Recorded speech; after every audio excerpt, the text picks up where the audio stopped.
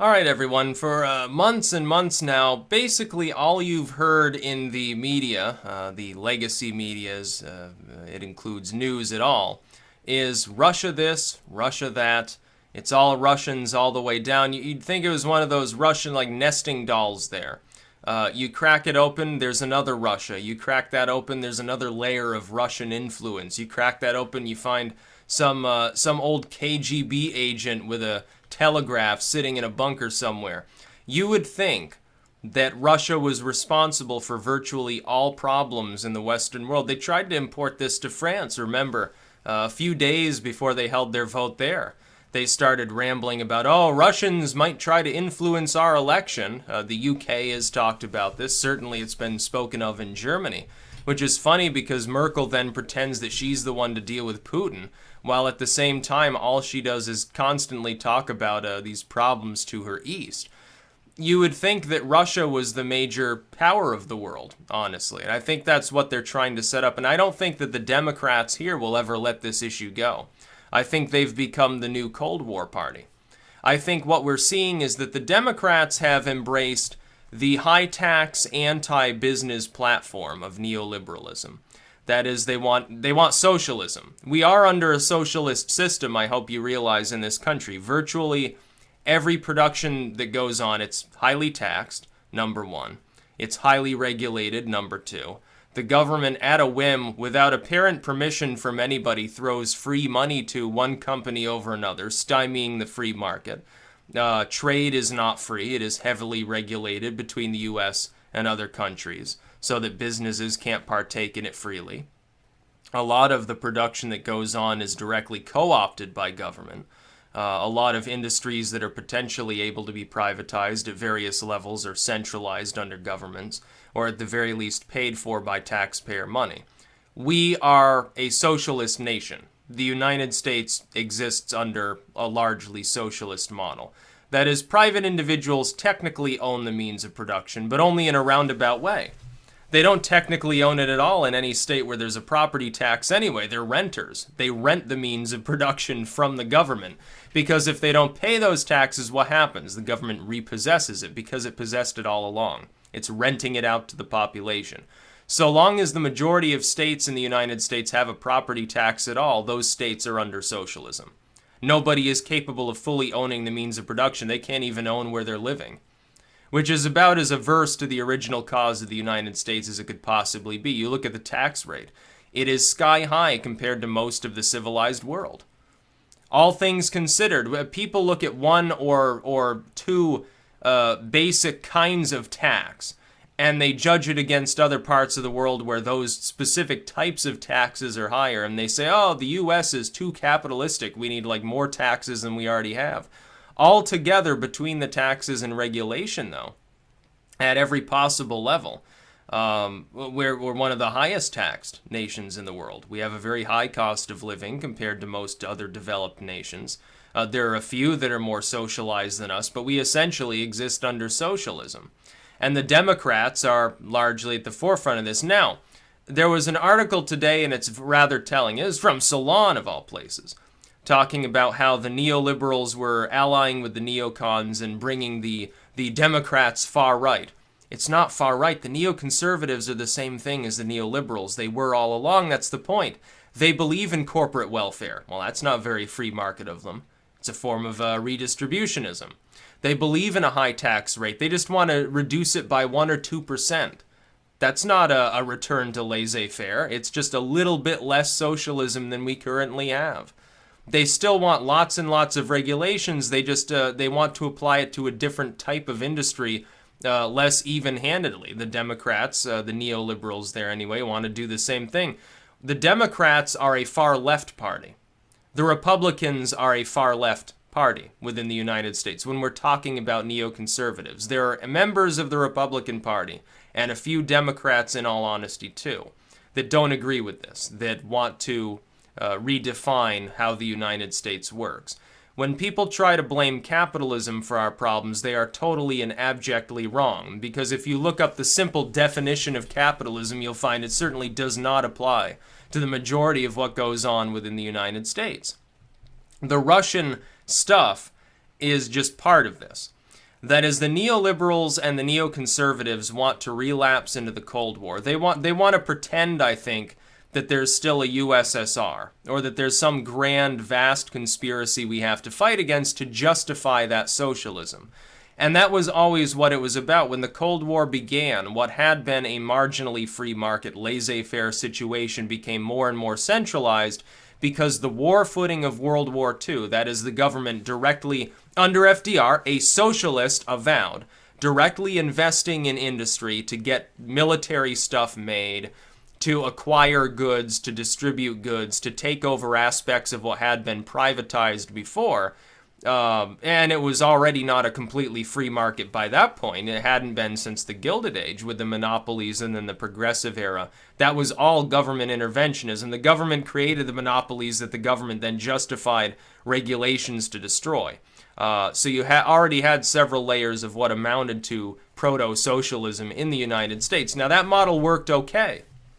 When the Great Depression came along, though, somehow people became convinced that it was the fault of private industry within the United States and not the fault of government constantly priming the pump, as they say. Not the fault of government throwing subsidies around and granting public works to keep the economy churning along in the roaring 20s. That was the problem. It worked for a good decade. It worked really well. Growth was massive. Electricity starts sprawling across the whole friggin' continent. It begins spurring on other nations to do similar things. Then it collapses. Because at some point we overinvested in those things and there was no longer a need for them and too many things were being produced. That speculation was driven partially by government, not by just private speculators.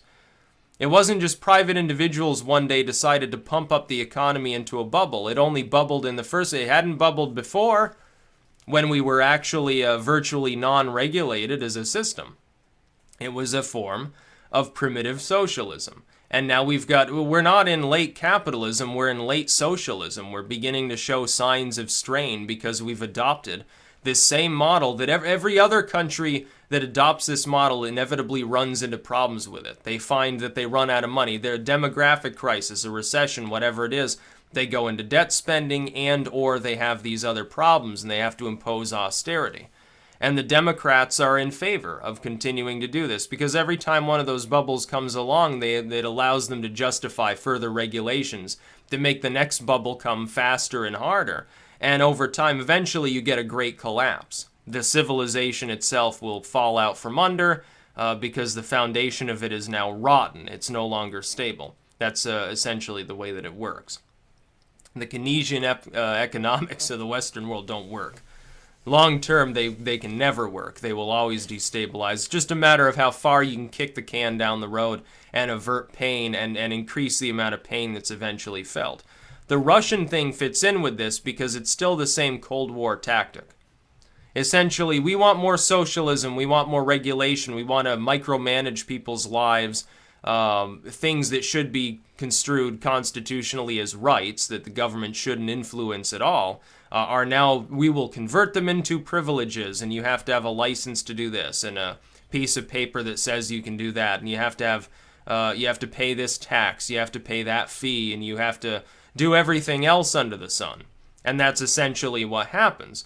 And in order to justify this at an increased rate, especially when you realize you're many, many trillions of dollars in debt and it's going to implode in your faces, what you end up having no choice but to do is to cook up some adversary, which is what they're doing with Russia. There's a reason why so many Republicans are on board with this. There's a reason why so many of them have involved themselves with what supposedly is a dichotomously opposed party. I'm here to tell you, the Democrats are far right only if you construe corporate welfare as having something to do with capitalism. But it doesn't. It's a form of redistributionism. It's closer to a communist ideology. It's basically the government's, it's not the corporation controlling the government, it's the government attempting to appropriate the means of production. That's the whole problem. We've been doing this since the Second World War. We did this out of expediency at first. It was said it is necessary for the government to do this because otherwise we can't help our allies. We don't have the military means. We don't have an industrial complex capable of supplying the goods. We don't have a large professional military force. We need to up the ante. Unfortunately, when the atomic era began, it became necessary to perpetually maintain that. And by the way, I'm not averse to the concept of the government maintaining this military apparatus, but it would be a hell of a lot cheaper. Your taxes would be several points lower from one thing and one thing only, which is that you need to reprivatize all this and not use the no-bid contracts. Government needs to be constrained from simply throwing taxpayer money at some business because it's considered too big to fail. We saw this with the banks. You're saying that Obama is like far right on economics? Obama, of all people, far right? I don't think so. It's not a question of the neocons are going to infiltrate the Democratic Party. And here's, by the way, big prediction here. The Democrats are totally doomed and lost for quite some time. They're not going to recover for the midterms. At this point, I can say that almost positively. I'll tell you why. The type of rhetoric that they're currently using cannot possibly work, and it's the counterpart to what we see, what I pointed out with MSNBC. When I pointed out that elements of the so-called left-wing media were gobbling up neoconservatives who supposedly are far right, which they're not, they're all far left. The perception in the population, though, that watches that, they consider themselves far left. Now, they're a neoliberal, they're actually not. I mean, they're not like progressive far left. They're just, kind of center left, and the party's further left than they are mostly, and they're too dumb to even realize it. They begin to cry foul when some conservative so-called writes for the New York Times, or they have a so-called conservative pundit who's really just a never-Trump neocon, a far-left individual with an R after their name, on MSNBC. And people cry foul. They're beginning to do the same with the DNC at large. The problem is the person in control, Tom Perez, is a neocon / neolib. They're the same thing. Pelosi is a neocon / a neolib. The Obamas and Clintons are the same thing. They're shoving the progressives aside on one end. They're also trying to shove the neocons, so-called, aside as well, to maintain that core of what they proclaim to be a liberal ideology. Since when did liberal mean we want censorship and corporate welfare and a military-industrial perpetual apparatus and government controlling the means of production? Since when is that what liberal actually means? Since when did conservative mean, yeah, I agree with all that, but I want the tax rate to be like, 1/5 lower or something like that? Keep abusing us, just abuse us a little less in the wallet. And by the way we're going to pay for that is we're going to screw people who have been screwed by socialism, who now need welfare because of perpetual low-level poverty. Those are the people we're going to screw because we're just such wonderful economic geniuses. The United States is a socialist state. That's the problem. In states where you have very, very limited economic influence among the like Texas or something like, or Wyoming. We have no, often a very low or no property tax, low to no state income tax and stuff. Life is still okay because the only real abuse that's happening is happening at the federal level. Everywhere else, the overall tax situation, if you look at both state and federal, because people often try to ignore the former so that they can focus on how we're supposedly still a free market. If they're a socialist, they want you to only look at the federal tax rate so they can convince you, oh, the taxes aren't that high. Just ignore the state taxes and local fees and regulations. You include all those together, and for a lot of states, you get a higher tax rate than Germany or someplace like that. Like sky high compared to Norway would be a low tax nation compared to some of these regions of the U.S. You're telling me that's a free market? Oh, that's the freest the market can possibly get. Yeah, you got to keep paying that 40% overall tax rate. Otherwise, society will fall in on itself. That's funny. There were polite, developed societies before that happened. The United States is one of them. When people tell me sometimes that a libertarian model can't work, sometimes they try to project and they try to make the claim that I'm saying the same thing a communist says, like, oh, pure communism's never been tried.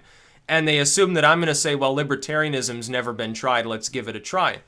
I'm not saying that. It was tried and it worked for our first 100 years of history. When the Gilded Age began, That's when capitalism went out the window. It started to denigrate because the government gets involved with like rail and developing private industry in order to, again, prime the pump. This creates monopolies. The monopolies get abusive. They were government co-opted. You look at, people talk about the Gilded Age, they never talk about carpetbagging. So the governments get controlled by those corporate groups because the government is in bed with them. That's not capitalism. It's not a free market. It's an intervened-in model. Then they justify progressivism. Progressivism comes along, inserts the rudiments of socialism.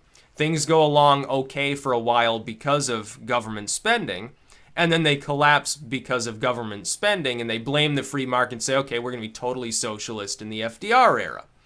Then the atomic bomb is developed, and then they say, well, at the very least, we need to maintain the military's industrial apparatus, because otherwise those commies are going to kill us. Unfortunately, we basically became commie light in that same period of time. People didn't even recognize what was going on. Unfortunately, most people alive today don't remember a time in which we were even marginally capitalistic. They were either like babies or little kids at the time. We're talking prior to the World War II era. Or they weren't even alive at that point. Like they're a boomer or later. That's most of the population. They never lived in that time period. Now that the atomic genie's out of the bottle, they have to cook up a new Cold War to justify that continued spending. I think what's happened is the new right and the progressive left, the outsiders on both sides, both fundamentally agree that the current system isn't working. Now, they identify different reasons. People in the new right, they say, well, there's too much government. The progressives say, no, but it's applied to the wrong things, like the military-industrial complex and the warmongering needs to go, and if you reform that, you can actually shrink government overall. It's still a progressive situation because you take care of the poor and the environment and stuff, which is, by the way, actually true. Like the Sandersites are more logical than the neoliberals or the neocons, like McCain, the warmongering neocons or something like that. But the neoliberals and neocons now are in bed together, fucking each other and fucking the population in the process because they have to have a new Cold War. They have to have a new arms race. They've got to have proxy conflicts. They can't keep... The situation that they've built can only work, and public opinion will only remain on their side if we're fighting somebody or if there's calamity. They actually need people to be under stress to keep their model going. Otherwise, the country shifts further left and eliminates the industrial complex, which I don't agree with for the atomic reasons, by the way.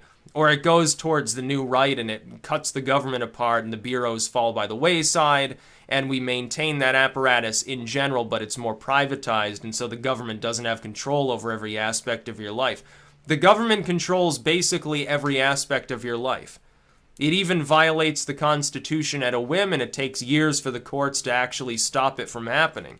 That is not a far-right, laissez-faire, free market, constitutionalist, libertarian style of state. It's the exact opposite. And the Democrats want a new Cold War, and they're not gonna back off from this. Neither will the neocons. They want a war with Russia. They want more they would love to bomb Iran. They'd love to be on the ground in Syria. They'd love to put 10,000 more men in Afghanistan. Trump has shown great restraint in not doing these things. He's not the one warmongering, and yet people on the left, they were part of like the anti-Iraq war movement that I'm personally familiar with. They're more worried about Trump than the fact that people like McCain and people like Clinton constantly agree with one another, pat each other on the back, very visibly applaud one another. You don't find that, if that happened during the Bush administration, you'd be going immediately to RT, putting on your tinfoil hat and talking about the New World Order.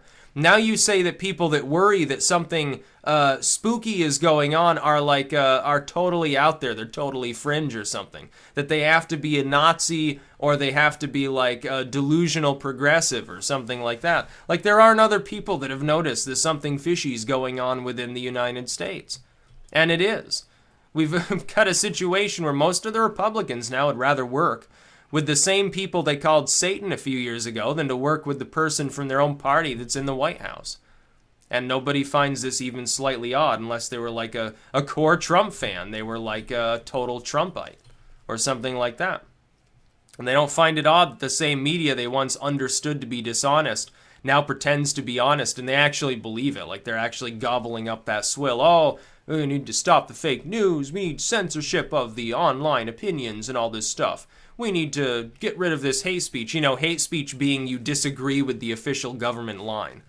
They now have gotten to the point where they're such government pawns, such total authoritarian slaves, good little peasants. They've gotten to the point where they actually believe the media when they're like, oh yeah, if you disagree with the Obama-style immigration policy, you're a Nazi, or something like that.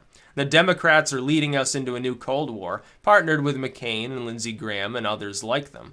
And nobody's batting an eye. They don't even realize how dangerous it is. You're threatening nuclear war in the Western world. You don't even realize it. Like, oh, Russia this, Russia that. It's espionage. It's influence over our elections. Let's get ready for war. You know, okay, let's pay more taxes, expand the military-industrial complex. Let's censor everyone's opinions so that they can't turn public discourse against the idea of a new Cold War. So we're right back where we were in the late 60s, essentially, you're telling me. Those dirty commies arguing against the Vietnam War, you know, despite the fact that the war exists is propping up the military-industrial complex, you know, the corporate welfare. Supposedly far right, if you ask the neoliberals, those dirty commie hippies who smell, they're using drugs. The new right is arguably the new hippies because they're labeled degenerate by their foes. They're labeled, oh, these people, they have racialist opinions. Or they don't want unlimited immigration. They stand against multiculturalism. They don't want to criminalize unpopular forms of speech, and they're anti-war.